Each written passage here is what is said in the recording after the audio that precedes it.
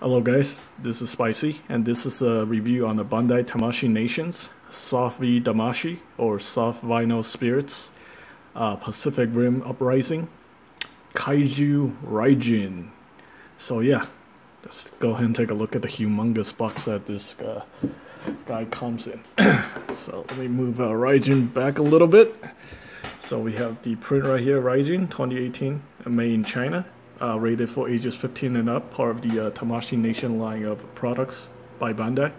Here we have a picture of the Gypsy Avenger facing off the Raijin.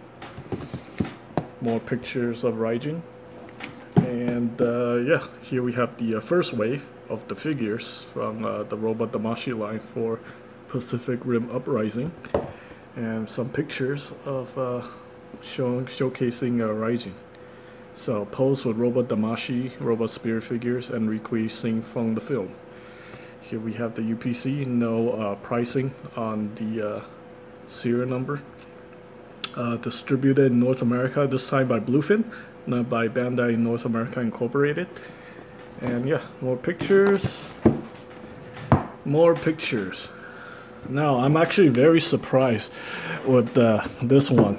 Soft Vinyl Spirit is actually a new line. By Bandai.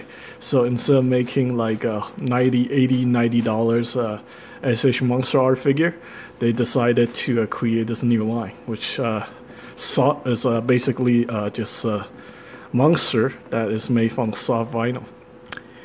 And yeah, it's I don't know, it's kind of like a mixed bag. While it's got really good sculpt and decent paintwork on the front of the figure, there's almost nothing on the back. There's some very small minor paint job on the back of the torso, but nothing on the tail.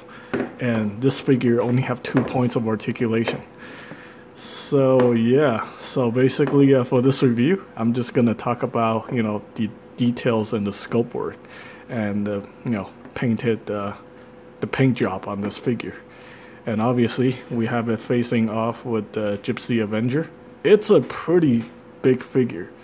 So, Gypsy Avenger stands close to about 6.5 inches. So, take a look at that. Actually, you know what? Let me grab a ruler. That way, we can just be sure on how tall this guy actually is. So, this is 6 inches. I would say this guy probably stands around 8.5 inches. Yeah, and obviously it's very long. So let's see. It's probably like 12 inches from head to tail. So it's a pretty big figure. Yeah, unfortunately, they just don't have the articulation, and at the price point about $39.99, I think it's about average to be at best. To be honest, I think this time, if compared to like the Kaiju that NECA put out in 2013 and 2014, I think NECA might actually have done a better job with their Kaijus than Bandai did with this new line of soft vinyl spirits. I really think they should have gone with the SH Monster art, despite having the higher price point. It's probably just like a way to market these figures to a broader audience. But yeah, obviously they have to cut a lot of corners. No articulation for the legs, no articulation for the head, no articulation for the mouth, and this is all you get. No articulation on the wrist whatsoever.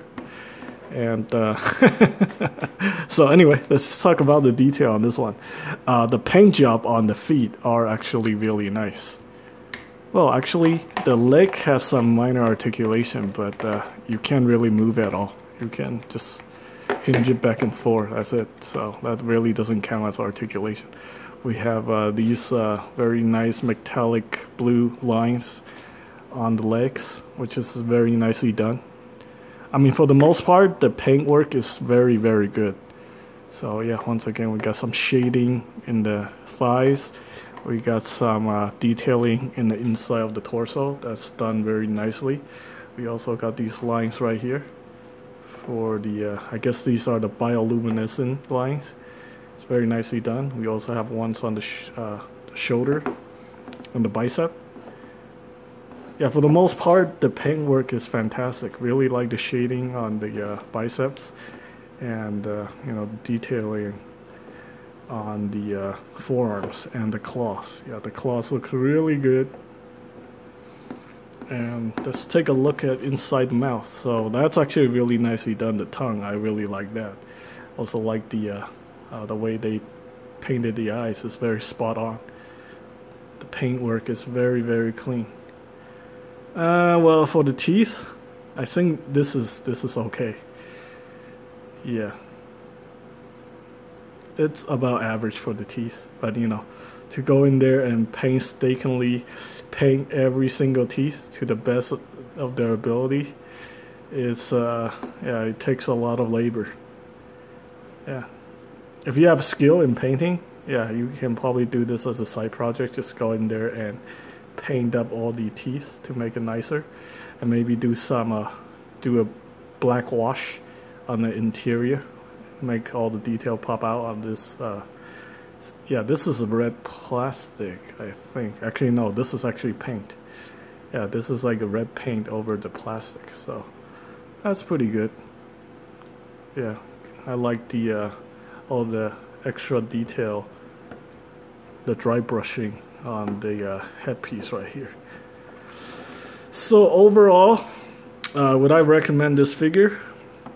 Well, for the size, it's actually pretty decent. You know, it's going to take up a lot of shelf space, and obviously this is an iconic monster from the Pacific Rim Uprising, so I would consider picking it up. At $40, I think is a decent price. It's not the best price, and it may not be the best figure, but you know, I think right now is probably the only thing that's available out there that's you can pick up. So yeah, it's about average at best. Yeah, it's still a good figure, but it's about average.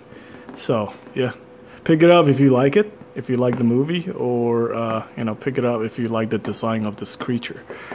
And that is pretty much it.